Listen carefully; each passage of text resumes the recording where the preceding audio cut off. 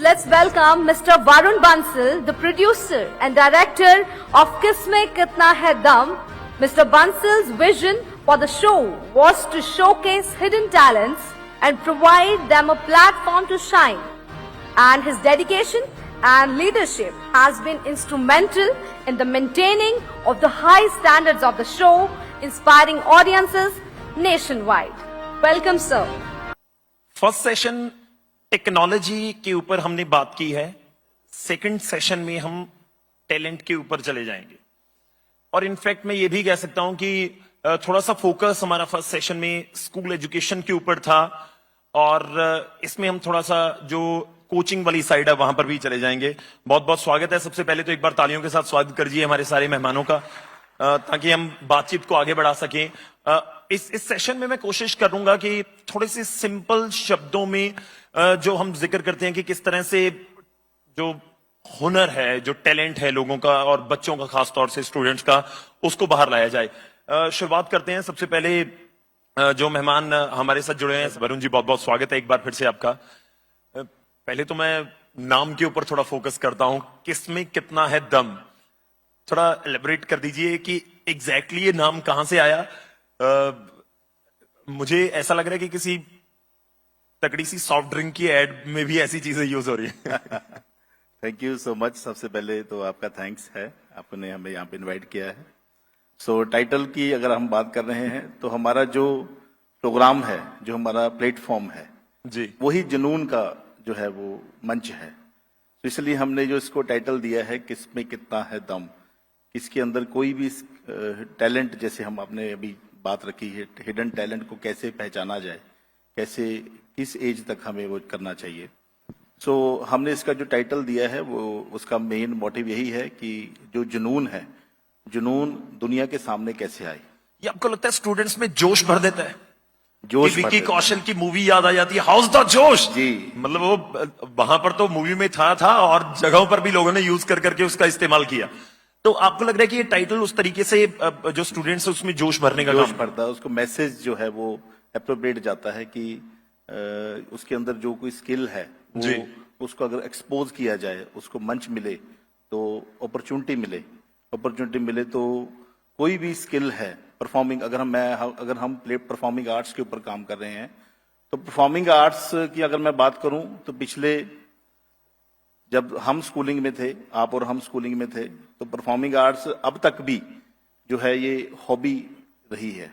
अभी तक भी स्कूल की अगर बात करें तो स्कूल के एनुअल फंक्शन तक ही परफॉर्मिंग आर्ट्स को रखा जाता है। लेकिन अब थोड़ा एजुकेशन सिस्टम में जो नए चेंजेस हुए हैं, इंफ्रास्ट्रक्चर डेवलप हुआ है जी। तो पिछले अगर हम 25-30 साल पीछे चले जाएं तो इंफ्रास्ट्रक्चर की कमी होने के कारण स्पोर्ट्स भी जो है वो एजुकेशन सिस्टम में उसके ऊपर, स्पोर्ट्स के ऊपर भी फोकस कम था जी। तो धीरे धीरे इंफ्रास्ट्रक्चर डेवलप हुआ, अवेयरनेस बढ़ी, पेरेंट्स को जो है वो उनको पॉजिटिव वाइब्स नजर आई। पेरेंट्स और टीचर का जो आपस में इंटरेक्शन है उससे स्पोर्ट्स जो है वो एजुकेशन सिस्टम का एक प्राइम जो है ऑब्जेक्टिव बन गया है। ओके। तो वैसे ही परफॉर्मिंग आर्ट्स जो है ये भी एक जो है हमारे सिस्टम का बहुत बड़ा हिस्सा है। तो हमने जो टाइटल है वो वही बात आपकी कि हमने जोश जो है वो बच्चे के अंदर, स्टूडेंट के अंदर। आपको लग रहा है कि परफॉर्मिंग आर्ट जो है सिस्टम का हिस्सा उस तरह से नहीं है जिस तरह से होना चाहिए? आज भी नहीं है जी। उसके पीछे दो कारण हैं जी।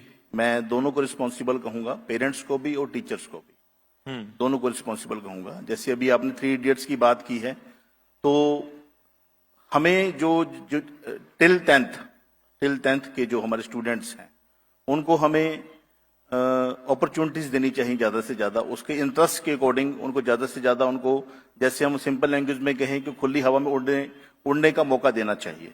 ये नहीं है कि प्रेशराइज करो कि आपने सिर्फ पढ़ना ही है, क्योंकि हर बच्चा कभी भी डॉक्टर, हर बच्चा इंजीनियर, हर बच्चा आईएएस, हर स्टूडेंट जो है वो जो हमारा कॉमन एक परसेप्शन है पेरेंट्स का कि आपने इसी फील्ड में जाना है, आपने इसी फील्ड में जाना है, तो हम प्रेशराइज करते हैं ज्यादातर। फैमिली प्रेशर रहता है कहीं ना कहीं। टीचर्स भी जो है एजुकेशन के ऊपर फोकस ज्यादा करते हैं कि पढ़ो। मैं ये नहीं कहता कि एजुकेशन जरूरी नहीं है, हमारे जो है सारी चीजें जरूरी हैं, स्पोर्ट्स भी हमारे सिस्टम का पार्ट है, तो वैसे ही जो परफॉर्मिंग आर्ट्स हैं, मेरे को लगता है, मेरा मानना है कि आज तक भी वो उतना हमारे सिस्टम का पार्ट नहीं मैं बना। बढ़िया सर, चलो पैशन तो सब सही जरूरी है किसी भी फील्ड में। वरुण सर, मैं किसमें कितना है दम का जिक्र कर रहा था, हम थोड़ा सा ये भी बताइए कि डिफरेंट कैसे है ये बाकी चीजों से या बाकी जो आपके पैरेलल कॉम्पिटिटर्स हैं उनसे। देखिए, जब हमने इस प्लेटफॉर्म की शुरुआत की थी तभी हमने एक चीज नोटिस की है, मैं किसी के ऊपर कमेंट नहीं करूंगा, सबका अपना अपना मोटिव है, अपना अपना सिस्टम है जी, लेकिन मैं ये जरूर कहूंगा, ज्यादातर जितने भी प्लेटफॉर्म्स हैं, रियलिटी शोज हैं, अगर मैं अपने फील्ड की बात करूं जी, उनका फोकस जो होता है वो टीआरपी या ब्रांड प्रमोशन होता है। ओके, लेकिन हमारा जो फोकस है वो चाइल्ड है, चिल्ड्रन है, जो बच्चा है उसके स्किल को फोकस करके हम उसको ऊपर उठाने का काम करते हैं, उसको अपॉर्चुनिटीज देते हैं इस फील्ड के अंदर। जैसे कि अभी सर ने एक बात कही थी कि टांगे खींचने वाले लोग बहुत होते हैं, है ना, बिल्कुल, कि आपके बच्चे जो हैं मेडिकल ले रहे हैं, नॉन मेडिकल लेना चाहते हैं, तो टांगे खींचने वाले लोग ज्यादातर होते हैं। इसके साथ साथ ही हमारे एक कॉमन परसेप्शन है कि भेड़ चाल होती है।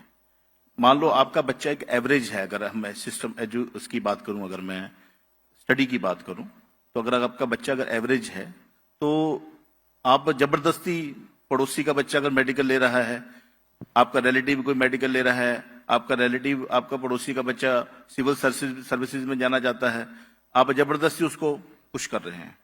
जैसे कि अभी आपने फिल्म का जिक्र किया था, बिल्कुल कंपटीशन तो है कि ये पड़ोस में तुम्हारा कजन ये बन गया, उसका हाँ, 25 common लाख का perception पैकेज लग गया, 40 लाख आने लग गए, ये कॉमन परसेप्शन, बड़ा जबरदस्त प्रेशर है। जबरदस्त प्रेशर है, जिस कारण आप देखते हैं कि बहुत सारी ट्रेजेडीज भी होती हैं, बच्चे प्रेशर में बहुत गलत स्टेप भी उठाते हैं। मैं सर एक और चीज आपसे जानना चाहता हूं कि आपके पास कौन से स्टूडेंट्स आ रहे हैं, क्योंकि आप एक डिफरेंट तरह से बच्चों को प्रिपेयर कर रहे हैं, एक डिफरेंट फील्ड के लिए उनको ट्रेन करते हैं।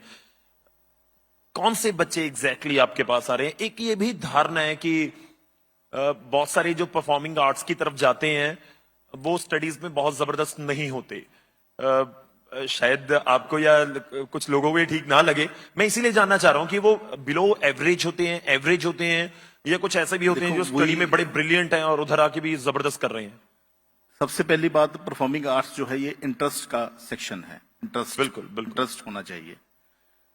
दूसरा है कि हम जो फोकस है, हमारा फोकस स्कूल गोइंग स्टूडेंट्स के ऊपर ज्यादा रहता है।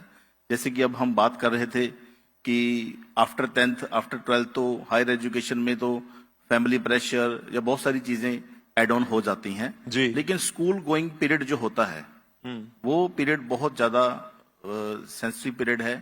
वो हमें आपके जो अगले 25 साल हैं वो डिसाइड करता है।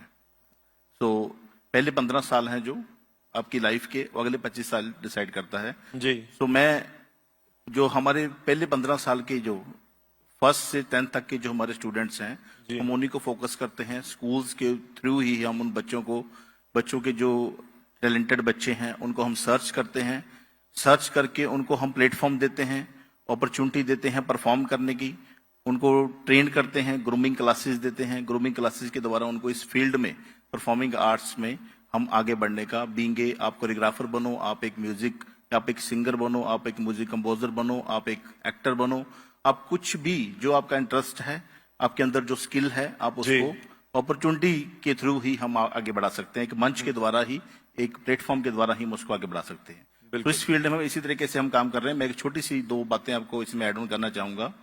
हमने अपने एक इवेंट में मेरे नॉन थे, हम उनको एक एज ए गेस्ट बुलाया, IAS थे वो जी, IAS थे, तो उनको एज ए गेस्ट हमने इनवाइट किया। तो जब हम इनविटेशन देने के लिए गए उन्होंने मेरे को एक बात कही, तो मेरे को बड़ी हैरानगी भी हुई, चलो हैरानगी नहीं मतलब बड़ी अच्छी लगी बात। कहते कि वरुण जी क्या मुझे वहां पे गाने का मौका मिल जाएगा? क्या मुझे गाने का, मैं एज ए मतलब गेस्ट के तौर पे तो जाऊंगा ही, क्या मुझे गाने का मौका मिल जाएगा? तो मैंने कहा श्योर सर, व्हाई नॉट, क्यों नहीं, है ना।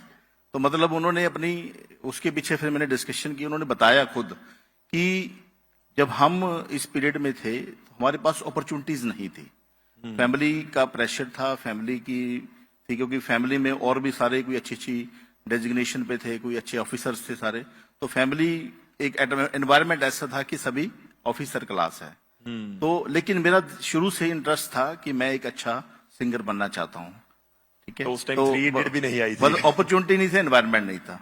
तो उन्होंने मतलब वो उस हमारे इवेंट पे आके उनको हमने गाने का मौका भी दिया, उन्होंने गाया भी। यही पूछने वाला था कि उन्होंने गाना गाया है या नहीं गाना गाया भी, और उन्होंने लास्ट में पंजाबी च कहावत है ना कि ये मेरे कीड़े सी अंदर, हाँ। कीड़े सी पर मैं कढ़ नहीं पाया, है ना, कढ़ नहीं पाया। तो वो मैं एक ऑफिसर जरूर है, बट जो एक मेन इंटरेस्ट सी लाइफ था, जैसे कहते हैं ना कि पैशन अगर आपका प्रोफेशन बन जाए जी, जिंदगी में, इससे बड़ी कोई अचीवमेंट नहीं है। बिल्कुल, इससे बड़ी कोई अचीवमेंट नहीं है। जी। तो हम जो है पेरेंट्स टीचर्स की, हमारा जो एनवायरनमेंट जैसा है, स्कूल का एनवायरनमेंट, घर का एनवायरनमेंट है, वो आपकी हमारी नई जनरेशन की लाइफ को डायरेक्शन देता है, वो किस तरफ जा रहे हैं, किस तरफ जाना चाहते हैं। जी बिल्कुल। सो मीन्स हम इस पैटर्न को अडॉप्ट करके आगे बढ़ रहे हैं। We have focused on not only in Punjab on now, हम पंजाब के बाहर भी हम जो है स्कूल्स में जो हमारी नई पीढ़ी है उनको आगे बढ़ने का मौका दे रहे हैं। चलिए, बहुत बहुत धन्यवाद आप सबका हमारे साथ जुड़ने के लिए। जो आपने जिक्र किया, कोई भी किसी भी चीज में हमेशा कहते हैं कि कुछ और अच्छा करने की गुंजाइश रहती है, किसी भी आप पॉइंट के ऊपर पहुंच जाएं। शुक्रिया सर, बहुत बहुत धन्यवाद। होपफुली इस सेशन के जरिए भी बहुत सारे इंपॉर्टेंट पॉइंट्स हैं जो मैं खास तौर पर कहूंगी पेरेंट्स और टीचर्स तक पहुंचे होंगे। शुक्रिया, बहुत बहुत धन्यवाद।